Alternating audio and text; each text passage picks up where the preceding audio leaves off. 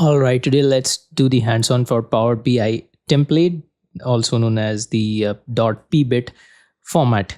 So let's go to our workspace. I'll open one of my workspace. Let's open it.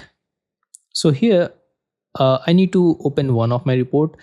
If you have the sales data report, you can open it. So for now, let me click on it and open it in the Power BI here.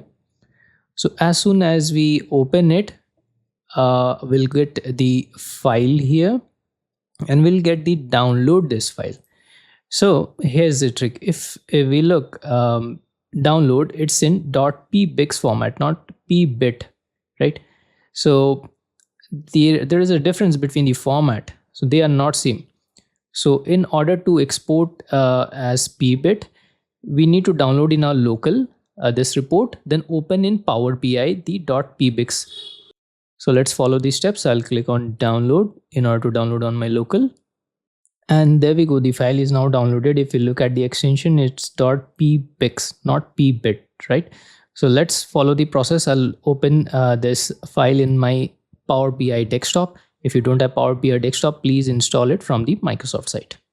So here now let's click on open. I'll click on open and browse the file from my local computer. I'll click browse this device. Now let's browse our file. I'll double click it. Now here we go with the same report which we saw in Fabric.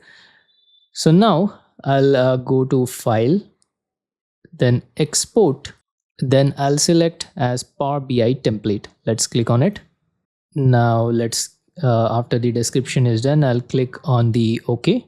Now if we look here, the file is saving as file type as pbit. I'll give a name and save it on the same location. I'll click on save. So now here we go. If we look at the extension, it's .pbit. So please note the document, the type is also, it's mentioned Power BI desktop template, and pbix is Power BI desktop document.